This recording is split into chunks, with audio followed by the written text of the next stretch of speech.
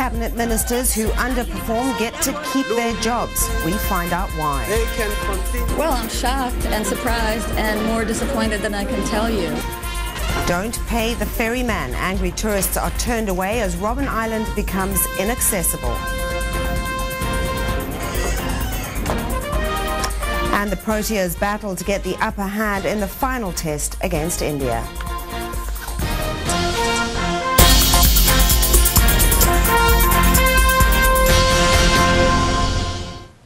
This is E-News Primetime. A very good evening.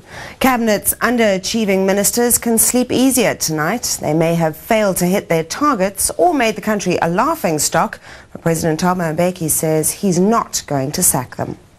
I say garlic, I say lemon, I say beetroot. Health Minister Manto Shabalala Msimang with a special recipe for fighting HIV/AIDS.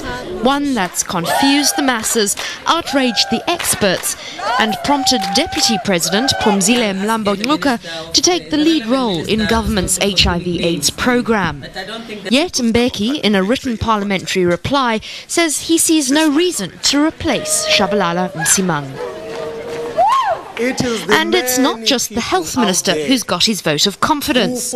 Reducing crime is a key government concern.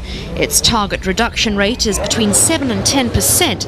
Yet Mbeki says Safety and Security Minister Charles Nqakula won't get the chop if he continues missing the target. Simply leave this country. There don't seem to be any guidelines in place for the sacking of incompetent or underperforming ministers. And when we asked the President's office, they referred us to the Parliamentary Code of Ethics. The bottom line is, Cabinet ministers don't do performance appraisals. And even if there were guidelines, analysts believe Mbeki values loyalty far more than competence. I think Mbeki is loyal, first of all, because they are his team.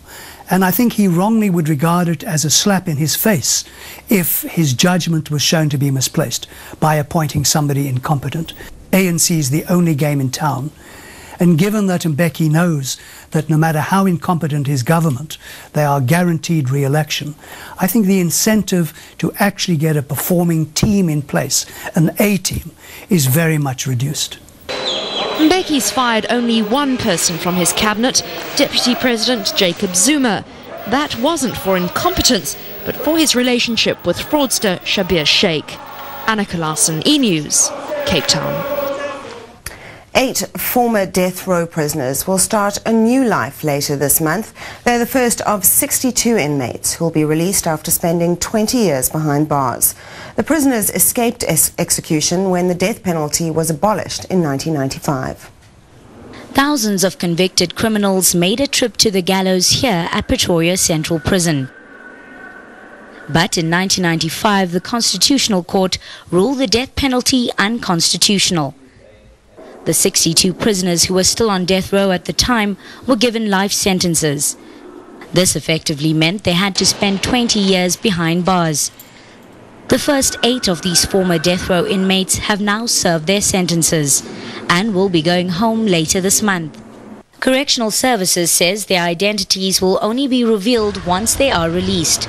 Prison officials are confident that they've been rehabilitated and are no longer a danger to the public. The other 54 prisoners will also be eligible for release upon completion of their sentences. But officials say they'll only be set free once they've undergone successful rehabilitation. Belinda Moses, E-News, Johannesburg. One of South Africa's major tourist attractions is in trouble. Hundreds of irate tourists have had to cancel their trips to Robben Island. Both ferries to the World Heritage Site are out of service because they're old and mechanically unreliable.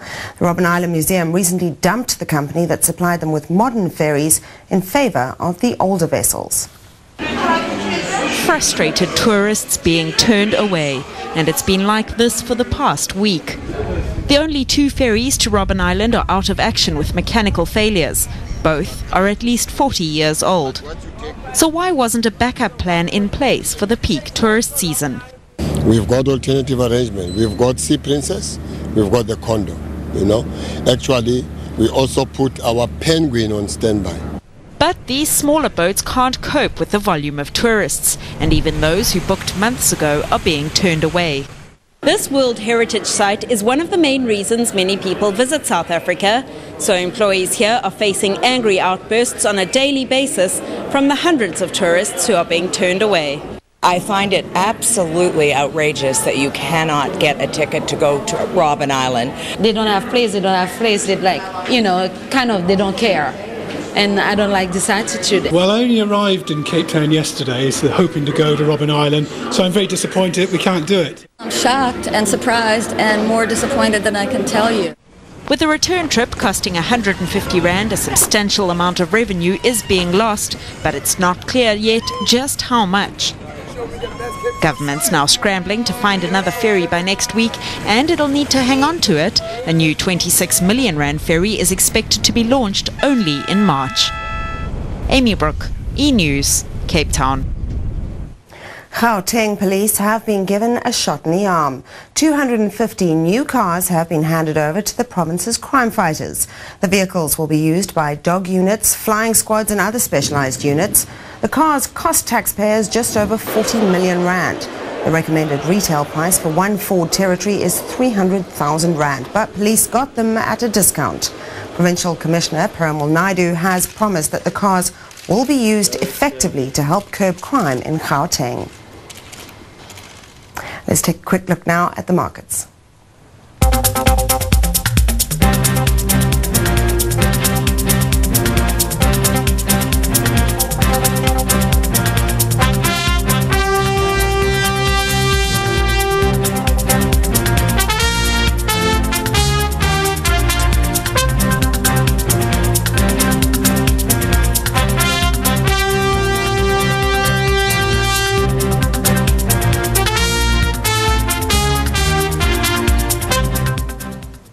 E-News Primetime continues.